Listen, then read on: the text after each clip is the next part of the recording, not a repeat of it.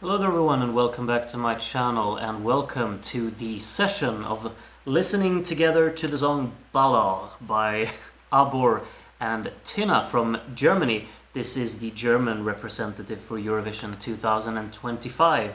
And there are a few things that I'm thinking about when I listen to this song, and in today's video hopefully I'll get all of those things across in as clear-cut as a manner as I possibly can. We'll see how that will go. However, I will be playing the song. We'll be watching the video here, and I'll be pausing, I'll be muting, I'll be skipping around a little bit, just to kind of highlight the parts of the song that I really want to comment on. And yeah, hopefully everything will work smoothly when doing that. So I think I don't really need to say anything else before we start. Now, as I click play here, one thing that's definitely quite important to mention with this video is the fact that we're getting a studio cut on top of a live performance, which makes it look a bit weird, but we'll try and overlook that. For our opening, before this beat joins in here, I think there are a few things to really kind of like highlight within this opening that I think sets the tone quite nicely. This is certainly a song that stands out in terms of its, kind of setting, I would say. The arpeggio in the background here, very, very nice. I like this kind of cello combination. Because the instrumentation is so sparse in the beginning, the cello really has a lot of character in here. You also definitely feel like a very prominent presence from the synth once it joins in. I'll actually go back from the very beginning and we'll bump up the volume a little bit, and we can just focus on the arpeggio that really kicks us off, which I think is a very effective one. Scaled at the very back, the cello is obviously very overpowering in front of it, but it's a nice soundscape to start off.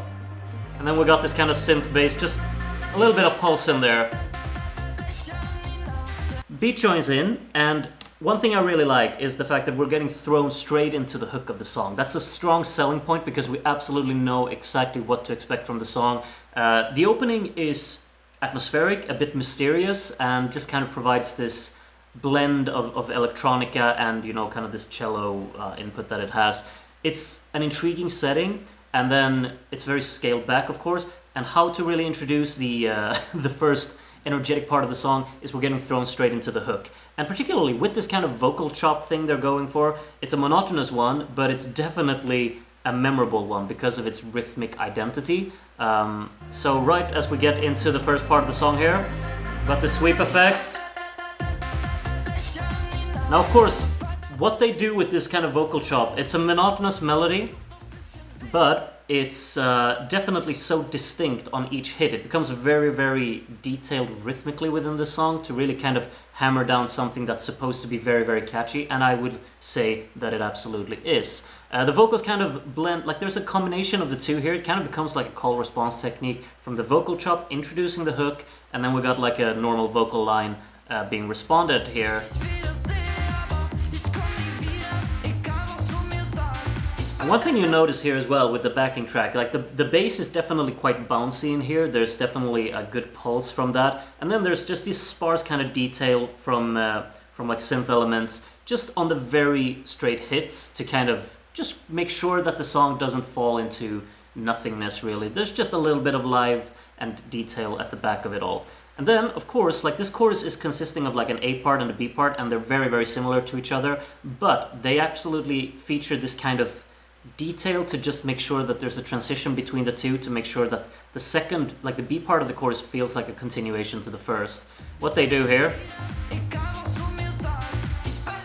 the pausing on the beat, and then I don't know if this is like a solely a live performance thing, but you hear the smoke sound effect. I haven't listened carefully enough to the studio cut, but it's kind of like the white noise effect joining in there for the second part of the chorus to just like emphasize like this is a continuation, because we paused up the beat a little bit leading into this part, and then you put on this sound effect to just kind of mention that, hey, this is a B part, we're continuing the chorus. And that's good. The chorus does not feel too short because it's being allowed to continue. Catchy chorus to kick off the song. I like how this is still like the opening part of the song. Before we get a verse, we get the chorus. So the verse, very sparse kind of instrumentation here, of course. It's mainly just kind of this little bit of a bass walk in here. A very monotonous one. It's the same kind of note, just kind of being placed on the backbeat in a way to create this rhythm. to really back up the verse in its energy, but melodically or intonation-wise, I wouldn't say that it's particularly intriguing, but it doesn't really have to be. It's just there for like laying a foundation here at this point. The vocal becomes the central, and it's kind of this little bit of a whispery vocal style for this part. Again, a little bit playful with like breaking up the beat there. Nice here, the second part of the verse, throwing in the cello here to just provide character in the backing track as well.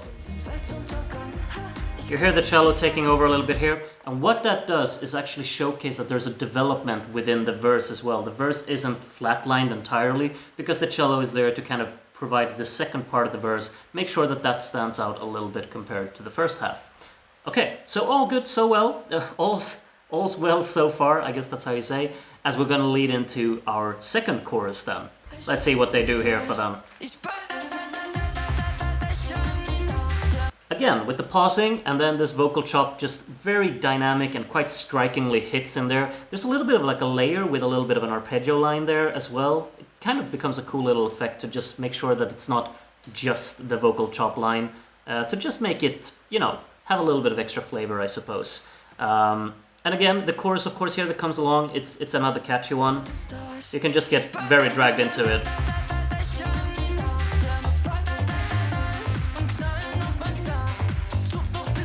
And if you listen to like the sound design of the synth, it's very acidic, I would say, but it's also quite subtle. It's not a synth that really takes over the track. I think mainly our most prominent backing track instrument is probably that synth bass that just kind of goes very straight on the beat without much intonation or rhythmic switch-ups, which, you know, it's just really the pulse of the track, and that puts all of the focus on this vocal chop hook along with the vocal response performed by our singer here.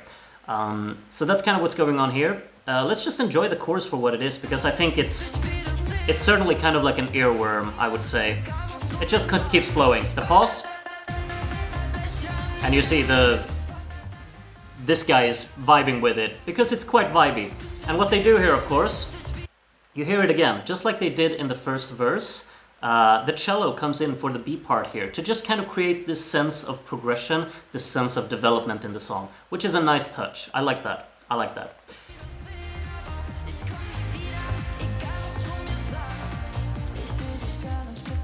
Now, back into the second verse then. This kind of feels very much like, okay, this feels like the kind of predicted outcome, I would say, of what to do here, because the second chorus has definitely bumped up the energy of the track. You feel like you're hooked into it. The percussion keeps going here somewhat, so that there's still a little bit of energy in here, but it's very much, you know, very similar to the first verse that we had. It's not really throwing you for any unexpected turns here, but it stays accessible, it stays just kind of predictable and by the books, and that's completely fine. It is a pop song at the end of the day. And I don't think it really wants to challenge you as a listener in that way. It just wants to keep the momentum going and keep you entertained, I would say. So let's see where we go after this then. Second verse. All in all, not a lot really going on here that takes us out of the experience. What they do again, of course, second part of the verse, throw in the cello again. You've got this little vocal chop hook, of course, that they're relying so much on. It's nice to use that as a transitional device throughout the song, I feel, because tying together the first part of the verse and the second part of the verse, you just throw that in there after the pause. It's definitely kind of a repetitive way of creating your transitions, but it's an effective way. And that also kind of becomes this, I'm not sure what you call it, like, do you call it a red thread? You definitely don't call that. But when it's something returning, like you feel like, okay, this is the transitional device, and that ties the song together entirely, that makes it feel more cohesive and more planned out. So I don't really have a problem with that. Second verse keeps the energy going somewhat, I suppose. The percussion is very focused on just kind of establishing this clap on the backbeat to create a little bit of pulse in there, along with that synth bass. A little bit of a switch up here leading into the second chorus, which is fun. You know, one thing that I really think about now, when we hear the chorus for the third time, it becomes very prominent that, okay, maybe this bass walk is a little bit on the static and predictable side. It's very prominent in the soundstage here that the bass walk is continuously going the same way throughout the song. And at this point, it's starting to get a little bit tiresome, at least for me. Still, the hook has enough of a pull to really get you invested into the catchiness of the track, but I feel like you could definitely be more playful with what you do in the rest of the instrumental here. Props for just kind of creating this little pause, a little bit of a switch up leading into this third chorus. That is a sign of making sure that you actually thought, an extra step and you wanted to develop the song a little bit more. So plus for that, I don't think we're not really getting a lot of unpredictable inputs here for the final part either. They're definitely just kind of reliant on the fact that you got this song now. You're invested into it, you find it catchy, and you sing along to it, or you dance along to it, you tap your foot, whatnot, and it's effective in doing that. We're not really gonna get anything, unexpected thrown at us. I mean, you don't really have to be like clairvoyant in order to understand the kind of precognition of everything that's going on here. It's exactly what we expect the song to do is exactly what it will do. And that's by the books, and it's completely fine. One thing that happens here, though, is of course that there is a little bit of an elevation towards the final end, because now we're getting more instrumental. The vocals have kind of stopped being a selling point. It's all about the beat at this point. This is kind of like the last point where we really have the vocal melody in here. Back with this monotonous vocal chop hook. And this is really all we get now. It's the cello that kind of provides a little bit of melodic variation behind it all.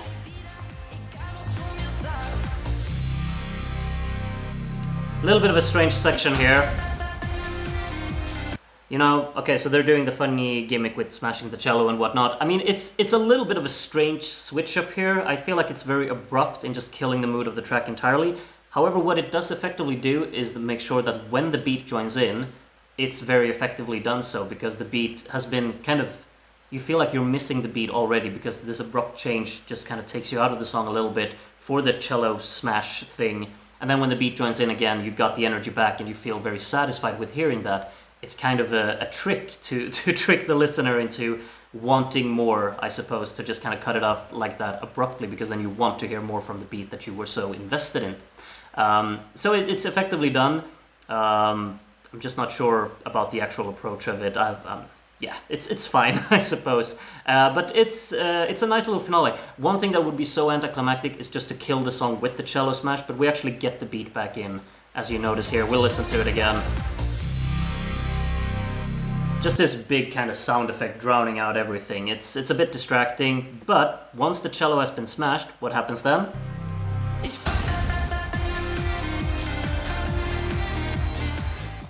Ironically, it's kind of the cello line that's being the key selling point in this final part of the song, after you just smashed it. But hey, we're scrapping the logic here.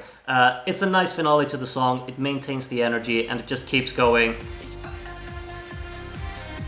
And the fact that it's actually being allowed to loop twice, it's nice. One thing I just realized as well, I hadn't heard this before, but there's like this very subtle line of strings at the very top here. If I just kind of highlight that, like you listen at the very top line of the soundstage here, above the cello, there's like a little bit of string details, isn't there?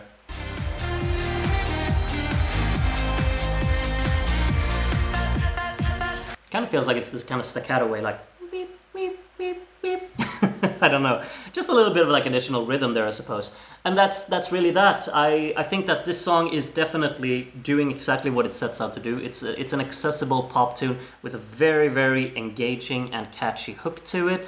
The vocal chop technique is fun. I think that the song feels quite intriguing in that way. The fact that it's blending so much of this cello input and whatnot, it's refreshing, and it's a little bit, I wouldn't say tacky or quirky, but like in a positive way, It's an entertainment factor that I would not like to ignore.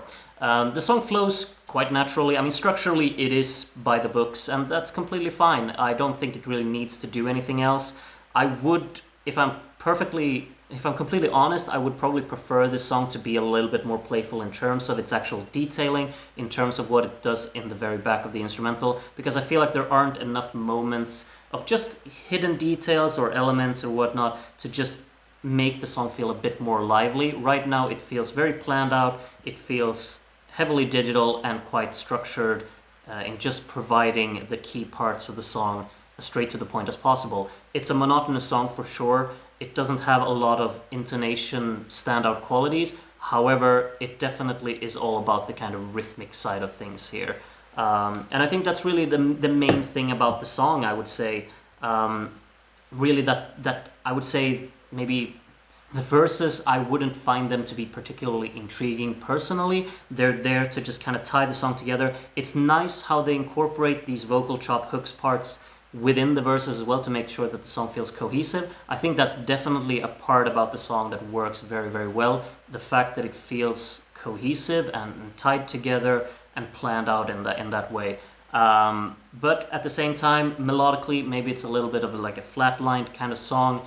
The monotonous qualities of it aren't really up my alley, but rhythmically it's definitely really cool, I would say. And the sound design is quite fine as well. It's not the most expansive, it's not the most substantial or whatnot, but it sounds good. The mixing's solid, and I don't really have any qualms with it. The synth bass, while I find that the fact that it is quite repetitive and quite uneventful, I would say that the sound of it anyway is quite strong. And yeah, I think really that's the main things I have to say about it.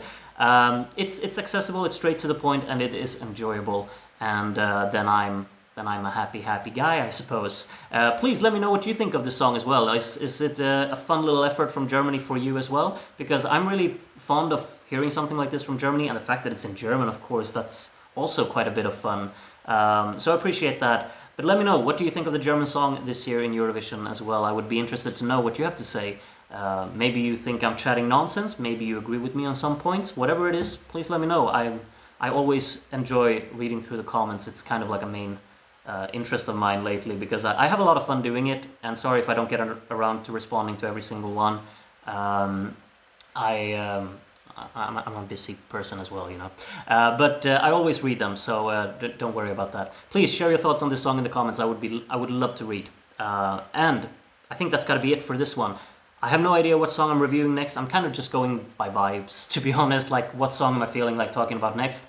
Oh, this one, and then I go for that one. Today was Germany. We'll see what's going to be next up. But either whatever song that will be, please, I would look forward to see you join me for that video as well. So please do that. Take care of yourselves until then, though, and bye for now.